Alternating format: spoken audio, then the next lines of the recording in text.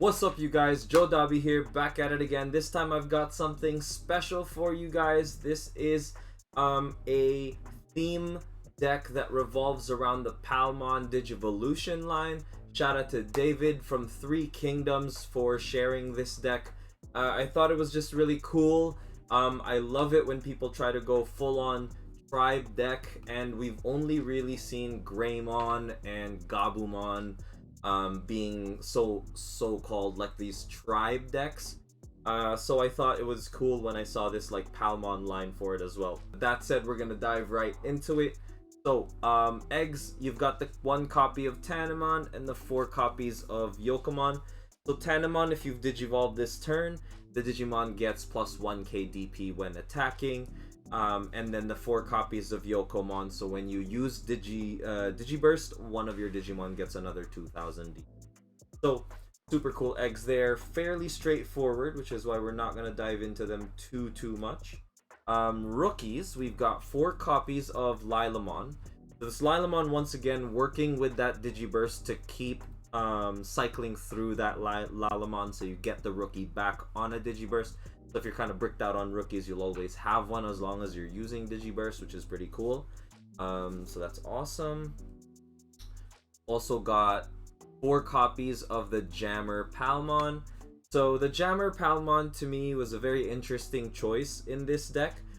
You could also choose the Palmon from BT5 that actually on deletion allows you to take a Palmon and add it to the Digivolution sources of one of your Digimon in a Digiburst heavy deck.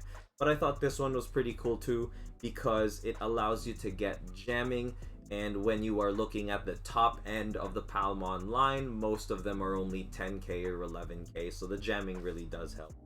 Pretty cool on the Digiburst effect there. Palmon, we've got 4 copies of this Palmon, once again adding DP. So if you're not getting the Jammer Palmon, or if you're not into your Digiburst, you can at least use this Palmon when you attack over things to get plus 2000 DP. So it's nice to have that option to swing over things. Next, we're looking at 4 copies of the Structure Deck Togemon. Once again, same effect as the Palmon, but for champions. So you can get your Reflectionmon or your Rosemon, for example, to really ridiculous amounts of DP when you're attacking over Digimon, which is pretty cool because once again, it gives you the option to either swing into security with the Palmon Jammer or swing over things with the Palmon and Togemon. That's pretty cool. And last, we're moving on to the champions previous to the Togemon, sorry. We're running the Digivolving Togemon here with the effect that reads, reveal 3 cards from the top of your deck, add 1 level 5 or higher Digimon card from among them to your hand, and place the rest to the bottom of your deck. So this is a really good searcher for when you can't find things, especially your level 5s or higher, because he is running a lower ratio of 6s and 5s for a green deck, in my opinion. So the searchers will really help, and it's nice to see in the deck. So moving on, we have 4 copies of Sunflowmon. So he's actually not running any blockers in the deck. I think Sunflow synergizes well with Reflectionmon, but is pretty situational. But it's nice to see cards like Sunflowmon being played at your locals or really anywhere. So this is really good. Digiburst 2, one of your opponent's suspended Digimon does not unsuspend during your opponent's next unsuspend phase. So it takes a little bit of setup, but it's pretty good overall because it's a Mega Gargo that's a Digiburst level 4 pretty much. And yeah, there's definitely some value there in a deck like this. Next, running 2 copies of this Lilymon from the Structure Deck. Reveal the top 5 cards of your deck when Digivolving. Add 1 level 6 or higher from among them to your hand, and then place the rest to the bottom. So this is really good for searching. I can see why he's running 2, because he's only running 6 level 6s. So the 2 Lilymon will help. You could arguably add like 2 copies of Cherimon, but guys, this is a Palmon tribe deck. We don't need blockers. We just need the lines to go all the way to the top because the effects are pretty good ones. Moving on here, we've got 4 copies of the BT1 Lilymon, which is really good actually. It had a lot of play for green players in BT1 and even parts of BT2, and it's nice to see it come back here. Inheritable effect: when attacking, suspend one of your opponent's Digimon without blocker. So it's a really good effect. If you've got 2 megas on the board, for example, this can swing in a security, suspending one of your opponent's Digimon, and then you can take advantage of the DP and boosting effects for another Digimon to swing over said Digimon. So it's a really good effect for a deck like this, because this deck kind of like wants the option of swinging over things, so I appreciate that. Next, we're running beautiful alt arts. Not my deck once again, guys. This is David from Three Kingdoms' deck. Really cool alt arts, my goodness, luxury. So Lilamon is a cool card, main card for BT4 and 5 really. So Digiburst 2, suspend one of your opponent's Digimon, so very good effect there. But inheritable effect: when you have a tamer in play, when attacking, you literally just suspend one of your opponent's Digimon. So it's arguably a little bit better than the Lilymon, but I can see why he wants to have both options in order to kind of play around with your opponent's board, suspending this, attacking over that, suspending this, swinging in security. Having both is nice depending on how you work it. Also, Lilamon's main effect is in itself very good, so the Lilymon, so sometimes you might not want to Digivolve over the Lilamon, and this Lilymon obviously is a better choice to go over. Next, we're running 2 copies of this beautiful alt art Rosemon from BT1. Opponent's turn: when an opponent's Digimon attacks a player, if this Digimon is suspended, suspend one of your opponents. So very good control-y card, very good against Rookie Rush, for example, and we've seen a lot of that. And this card is also actually good in limiting your opponent's ability to attack. So if they sequence things wrong, you could potentially be throwing them off game, which can be very good. All of a sudden, when Rosemon's suspended, it becomes like a priority target that your opponent will have. Thus, they kind of redirect themselves from your security into trying to get rid of Rosemon, because they're just slowing themselves down the longer Rosemon stays on the board. So it's a very good choice. Next, we've got a full 4 copies of Raffleishamon. Raffleishamon is a super strong card. Shout out Max DePera. Main Digiburst 2, activate the effect below. All your Digimon get plus 2000 DP for the turn. So this is very good for a deck like this that already has DP boosts. You can really swing over some crazy things here, which is what makes it great.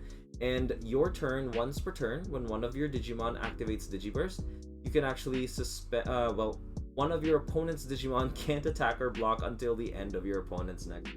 Can you tell I don't play a lot of green?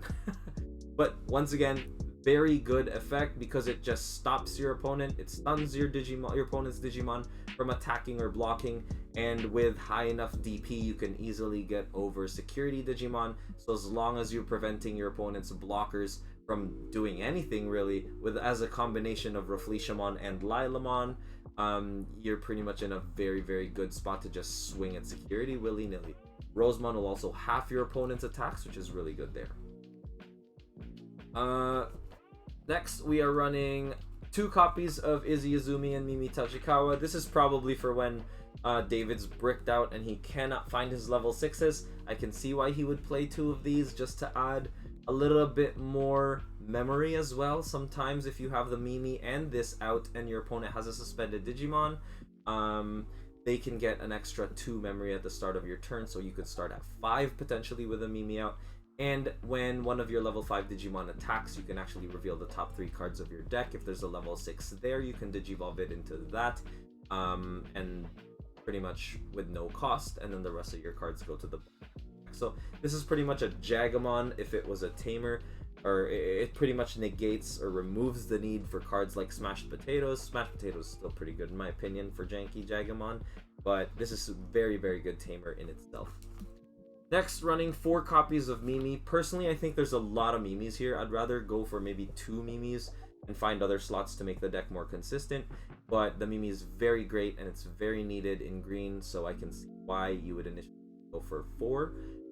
You start at 3 and you can actually pump out rookies through your raising by using Mimi effect. allowing you to either hatch an egg or take a Digimon from the raising area into the battle area when you have a level 5 Digimon. Very good card there. And lastly, the beautiful alt arts. This is actually the first time I'm seeing these alt arts. Flower Cannon. So Flower Cannon, BT1, baby. Main effect, suspend one of your opponent's Digimon. But the beauty of this is in the security effect, suspend all your opponent's Digimon without blocker. So very, very powerful card. It's a little underplayed now, but in my opinion, it does have its place. Maybe 1 or 2 Flower Cannon, depending on the deck and meta, could mean the difference between you winning and losing as a green player. So beautiful Flower Cannon. I can see why he's running the main 4 there. Shout out to David again for sharing this awesome deck with me. I'll definitely be giving it back, obviously. And some changes that I would personally make.